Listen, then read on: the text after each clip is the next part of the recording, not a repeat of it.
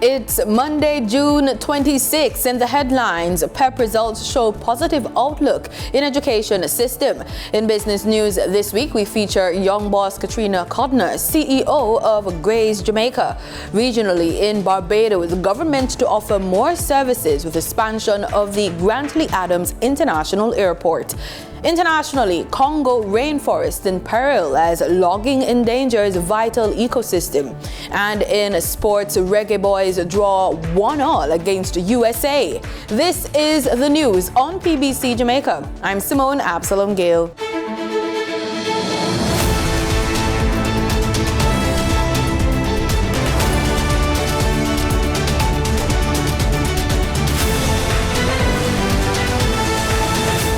Minister of Education and Youth, Favour Williams, says she is feeling positive about the increase in the number of students who have scored in the proficient and highly proficient categories in the primary exit profile PEP results for grade 6 students when compared to 2019. Speaking at the Ministry of Education and Youth PEP results press conference on Friday, Williams said a total of 36,105 students were registered to sit the 2023 grade 6 PEP examinations this year. She says 85.8% of students who sat the 2023 PEP exams were placed in a school of their choice. But when you look at the preference choices, like in preference 1, the number of students who got their first choice, 8,105, second choice, 5,432, their third choice, 4,378, their fourth choice, 3,962, their fifth choice, 3,426, their sixth choice, 3,435, and their seventh was 2,246. Noting that the PEP results came 2 weeks earlier than last year's sitting, the Education Minister opined that this highlights the competence of the system. So we utilized the grade 5 performance task that was done in 2022, and in 2023, they did all components of the grade 6. So it's the ability test, performance task, and the curriculum-based tests, of which there are 4. Sharing a breakdown of the overall results, Minister Williams noted that girls outperformed boys in the mathematics and language arts, while boys did better in science and social studies. We know individually the children that we need to target so that when they start primary school, they can start primary school at a higher level, and the support goes with them through primary school so that when they get to grade 6, they have a chance of being in the proficient or highly proficient category. We have the data. We have all the strategies. We need to redouble our efforts, put in additional resources to help our students achieve, because we know. The Planning Institute of Jamaica, PIOJ, launched the Data for Development online monitoring platform in partnership with the United Nations Development Programme recently. The platform supports the use of data and statistics for analysis, monitoring, and evaluation by all stakeholders.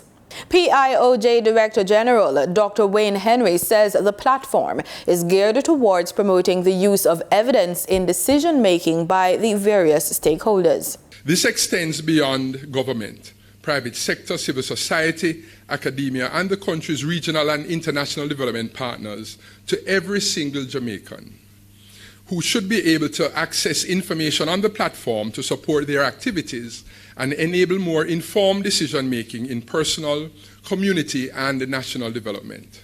The Director General further notes that the digital portal is an important pillar in the PIOJ's institutional capacity building in support of fulfilling its mandate. It facilitates the translation of data and statistics on global, national, and local level indicators produced by the Statistical Institute of Jamaica, STATIN, international organizations, and other data producers into evidence target targeted at addressing specific development problems towards producing planned development results. It will also strengthen the PIOJ's ability to support policy development, the alignment of planning and development financing, as well as budgeting and the management of public investment. It started with an integrated JAM data database of social, economic, and environmental development indicators and associated time series data. The JAM data database is an integration of the JAM Stats, EduStats, and child protection databases. Note that JAM Stats has been discontinued. A Vision 2030 Jamaica monitoring dashboard, a metadata hub, child protection and educational statistical dashboards, and a mobile application are the other features of the first phase of development of the platform. The PIOJ has made significant investments in expanding the platform, including installing a data visualizer that supports the use of the data on development indicators, adding to the functionalities of the Vision 2030 Jamaica monitoring dashboard, and creating a local development dashboard. Specific areas where the platform's resources will be applied include improved results-based national development policy and planning, supporting the alignment of development financing with the national development agenda, including medium-term results-based budgeting and results-based monitoring, evaluation, accountability, and learning towards action. The portal was developed by the Government of Jamaica with support from the United Nations Development Programme UNDP towards advancing the Vision 2030 Jamaica National Development Plan and the Sustainable Development Goals. Minister of Foreign Affairs and Foreign Trade, Senator Kamina Johnson-Smith, has underscored the urgency of collective action and called upon developed nations to take greater responsibility in combating climate change. She says, quote, "Developed countries have much more than a moral obligation to take greater action since they have built their wealth through conduct responsible for the crisis." More specifically, she's calling on developed world to follow through on their commitments, including operationalizing the loss and damage fund secured at the COP27, end quote. Minister Johnson-Smith acknowledged efforts by developing countries like Jamaica in spite of fiscal constraints. Highlighting the significance of digital transformation, Senator Johnson-Smith says regulations must be in place to identify and deter the misuse of technology, including cyber attacks and the spread of misinformation and disinformation, which can undermine democratic stability. Time now for the Business Report with Danita Rodney.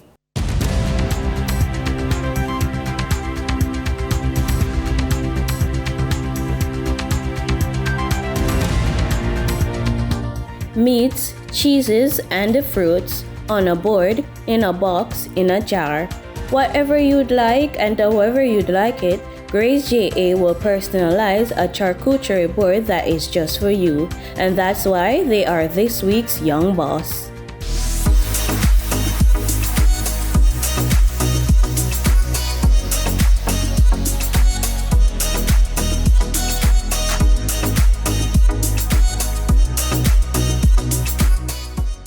So my name is Katrina Codner and I'm the CEO of Grace JA. So Grace JA is a registered online business that offers charcuterie-based products. It's typically a box that comprises of preserved products such as cured meat, cheeses, and fresh fruits. In the heights of COVID 2020, I was online looking at Pinterest and I saw just a board that looked amazing and I was like, I'm working now, but I need a hobby. And I know that Jamaican people love things that just look good.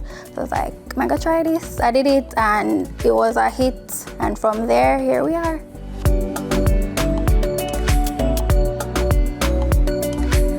So for me, I'm very big on customer service. Even though a lot of persons don't know the face behind the business, I take pride in my reputation. So it's not just me making a box or a board and giving it to you. At every step of the way, I involve my customers, and personally for me, when I go out or I buy something, I don't want it to sound like I'm a craven person, but I feel like your value should match the money you're spending. So a lot of times the boxes can't close. My customers always commend me on my customer service, how much of an effort I put out in ensuring that what they're getting meets their expectations. And if there is ever an issue, I will remake it for you free of cost, and you will always, as a returning customer I should say, you're entitled to a 20% discount. So it's not just about me having a business. I want you to feel good when you enjoy our product.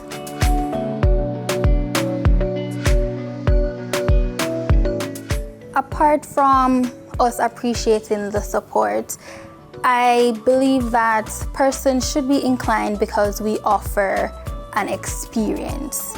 It's not just about you getting a product. From you contact us, we are curating a unique experience that typically individuals would not go for. So we do catering services, for instance, for weddings, baby showers, etc. So if you're looking for something out of the ordinary, then this is definitely for you. We are a company that takes pride in making individuals feel a sense of joy or enjoyment. So as we said before, we're very big on customer service. We take pride in our business, and it's just typically, or basically rather, I should say, it's where a bougie lifestyle meets your budget.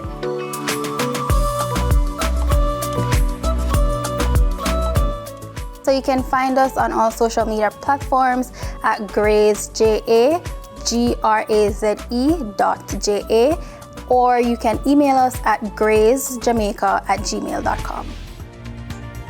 Now for your market updates. In foreign exchange trading for Friday, June 23, the US dollar sold for an average of $155.07. The Canadian dollar ended trading at $119.32. The pound sterling traded for $195.89, and the euro sold for $170.43. In JSE trading, the JSE index advanced by 2,594 points. The junior market index advanced by 25 points. The combined market index advanced by 2,654 points, and the All Jamaican Composite Index advanced by 45 points.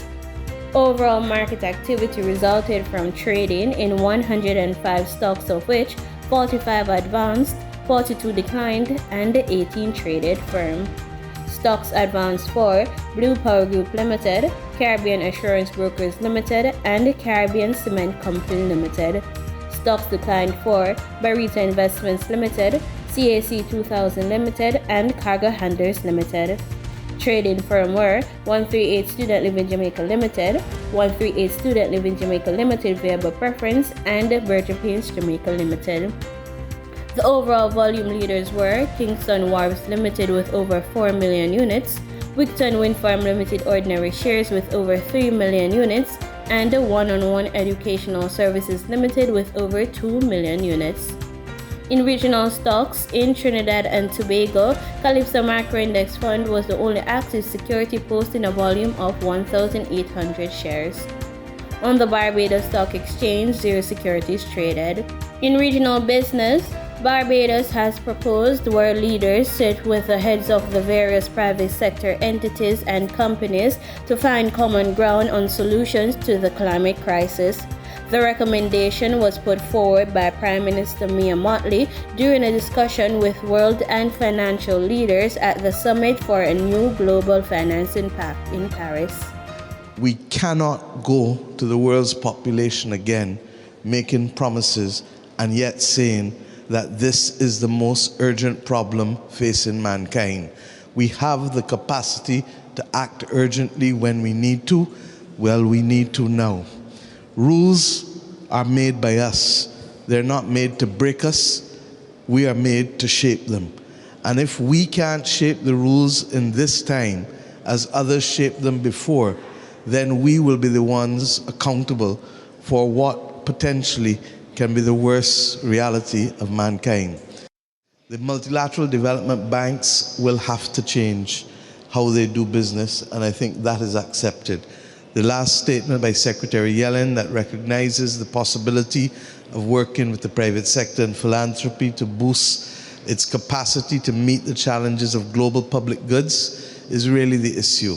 We've been talking about climate, but let us talk about the pandemic. The reality is that whether you take the numbers given by the pharmaceutical companies of at least 1 billion, there are 10 pathogens that we need to scale up work on to be ready for phase 2A in the event of a challenge so that we can move with speed. In international business, Wall Street closed lower on Friday, capping a week dominated by Federal Reserve Chairman Jerome Powell's testimony in which he signaled more interest rate hikes ahead. U.S. stocks finished lower on Friday and for the week, ending a several weeks-long rally for the S&P 500 and NASDAQ. Federal Reserve Chair Jerome Powell contributed to the declines by telling Congress earlier in the week the central bank will likely keep raising interest rates. And San Francisco Fed President Mary Daly told Reuters in an interview Friday that 2 more rate hikes this year is a very reasonable projection. The Dow closed down 0.2%, the S&P 500 dropped nearly 0.8%, and the NASDAQ gave back 1%. Contigo Director of Applied Research Melissa Brown advises investors to remain cautious in these market conditions. I think it still suggests that caution is probably a good way to go. That caution could be in just buying more defensive kinds of stocks. That caution could be in actually looking to the bond market where yields are higher. I mean, they've been high for a year now, but it's much higher than they were for many years before that. So bonds seem to be a reasonable alternative to stocks. But if you want to stay in the stock market, and I should point out that I am definitely an advocate of staying in the stock market, it's just too difficult to time it. But so if you want to stay in, though, it might be better to be looking at some of the more defensive names. Stocks on the move Friday included Starbucks, which fell 2.5% after its union said around 3,500 U.S. workers will strike next week to protest the chain's ban on Pride Month decorations at its cafes. And shares of CarMax surged 10% after the used car marketplace posted better than expected quarterly profits. In market data for oil prices rose after a revolt by Russian mercenaries over the weekend raised concerns about political instability in Russia and the potential impact on oil supply from one of the world's largest producers. Brent crude futures were up 56 cents at $74.41 a barrel, and West Texas Intermediate crude was up 44 cents at $69.44. And that was the business report on PBCJ. I'm Danita Rodney. In regional news, in Barbados, ahead of plans to transform the Grantley Adams International Airport, changes are already taking place at the facility. And according to Minister in the Ministry of Finance and Economic Affairs, Ryan Strawn, money-making opportunities are in store for Barbadians. Sharika Griffith has more in this report. Government is planning to expand the range of services it currently offers in the civil aviation space. Expanding the range of services from aircraft maintenance and a whole range of other activities that you can see the airport expanding over the next few years in order to, as I said, complement the suite of services here that you're offering. And therefore, not just pilots, but a range of professionals within the civil aviation space. Where we intend to open up a specific element of the economy that allows us then to service a regional civil aviation framework that allows us then to be more competitive and to offer greater services to the regional public. Minister in the Ministry of Finance and Economic Affairs, Ryan Strawn, was speaking during the dedication ceremony for the newest building at the airport, the Private Aircraft Services Jet Center. He's commended the move, which he expects will not only create jobs, but investment opportunities for Barbadians. Chief Executive Officer Joseph Kelman explains the business offers a premier concierge service to pilots, passengers and private aircraft entering and exiting the airport.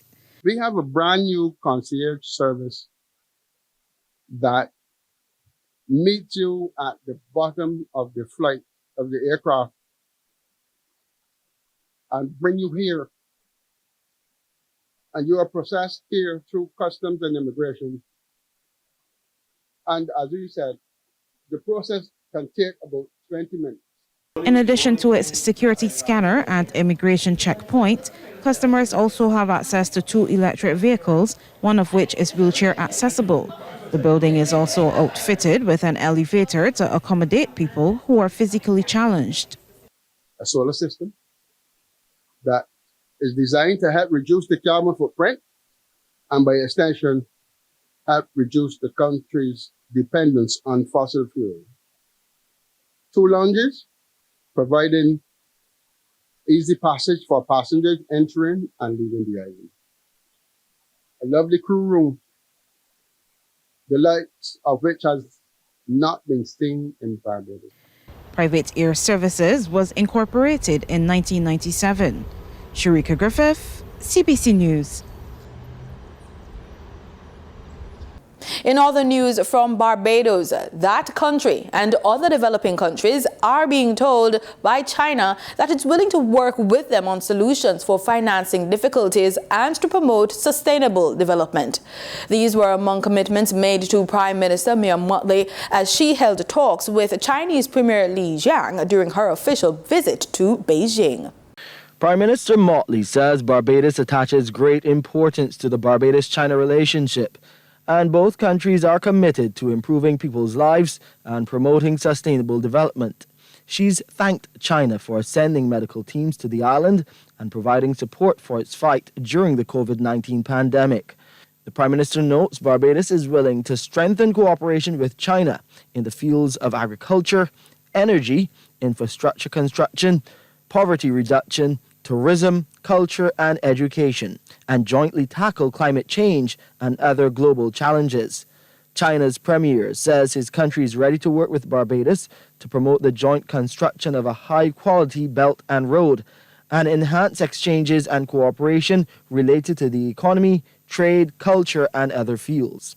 He says China encourages its enterprises to invest and do business in Barbados and stands ready to import more competitive products from the island. According to him, they understand the situation and special concerns of developing island countries in coping with climate change and other issues. The Guyanese government believes it can double the productivity in the sugar industry and other agricultural sectors by using new plant varieties it gets through new foreign partnerships. We have resumed all the discussions we've had with India on developing all the spices and the greater productivity in the rice sector and cane by maybe even doubling the output in these sectors with just a change in the variety of the plants that we use. The tissue culture lab to do 4 million plants, bringing in the Brazilian dwarf, 35,000 nuts. All of those, we have refocused on that. We're going to see a big focus back on the agricultural sector. That was Vice President Dr. Bar Jagdeo speaking at a press conference at the Office of the President on Thursday. Dr. Jagdeo reminded reporters that the government has been engaging several bilateral partners on pushing food security efforts locally. Aside from India, Guadeloupe and the Dominican Republic are providing aid. Jagdeo, however, noted that emphasis is also being placed on pushing food production in Region 1, since produce from that region can be exported directly to the Caribbean. So I've had discussion with the regional chairman over the course of this week, and we're looking, and also some of our activists in Port Kaituma in these areas, we're looking to establish a major nursery there. And so the Ministry of Agriculture will go there and look in to see if we can upgrade certification so our products can sail directly into the Caribbean from these areas without having to come to the coast. Earlier this year, President Dr. Irfan Ali had said that the new MV Malaysia, a modern ship built in collaboration with India, would allow producers in the region to export crab meat, ground provisions, and other produce directly to Trinidad and Tobago and the wider Caribbean. Reporting for the newsroom, Vishani Raghabir. In international news, widespread deforestation is putting the Congo rainforest under threat. But the government of the Democratic Republic of Congo is resisting pressure to tighten the protection of fragile ecosystem. It says the international community is not honoring its promise to pay for carbon credits. Al Jazeera's Nick Clark reports. No engine, just the current and paddle power. Their cargo, softwood timber felled from the forest upstream. The journey, 1,000 kilometers down the Congo to Kinshasa. It takes a month. They just go into the forest and take the timber, they tell me. There are no rules about how much they take.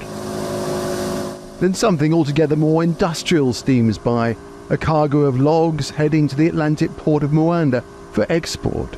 It's at a very high scale because, again, I'll keep on repeating, there is no control. And when there is no control, anybody can do whatever they want to do. And that's what is happening in our forest right now. I'm not saying that we don't have regulations in this country. We do have, but only on papers. But in terms of implementation, nothing is being implemented to guarantee that things are being done correctly. In Bandaka, a growing collection of log rafts gathers. When there are enough, they'll set off for Kinshasa, mainly for the domestic market. One trunk alone can fetch up to $1,000. The problem is, what happens in the Congo Basin becomes more and more important as the Amazon loses its effectiveness as a carbon sink. But the governments say as long as the international community refuses to honor its financial commitments, they cannot preach what DRC should do. It's very clear the international community is not respecting its engagement when it comes to the climate and payment of carbon credits. We will not put humanity in danger, but it has to be very clear to everyone. No one can stop us exploiting our resources by saying it'll harm humanity. DRC is one of the poorest countries in the world, and while the government wants to expand its oil, logging and mining activities, if it doesn't benefit the people, it's evident things will never improve. Another thing to take into account is the resources required to feed an exponentially increasing population. In the DRC alone, the population is expected to quadruple from 100 million today to more than 400 million by the end of the century. Meanwhile, the people of the Congo Basin live hand to mouth, taking their chances when they come, awaiting the day when better governance may give them the development they crave. Nick Clark, Al Jazeera, Democratic Republic of Congo. In sports, the Reggae Boys 1-1 draw against CONCACAF giants and defending champions United States in Saturday's opening game of the Gold Cup. The Jamaica head coach says it felt like 2 points lost. The Jamaican team left Chicago on Sunday for St. Louis, Missouri, where they will play Caribbean neighbors Trinidad and Tobago in their second Group A game on Wednesday. In other sporting news, the Sunshine Girls are confident, well-equipped and ready to deliver the goods at the Central American and Caribbean Games in El Salvador. That's the word from head coach Nicole Aiken-Pinnock.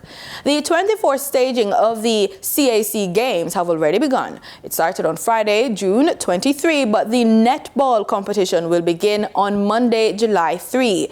Jamaica is scheduled to depart the island on Thursday for the Games. And that's the news on PBCJ. You can follow us on our social media platforms at PBCJamaica. Thank you so much for watching.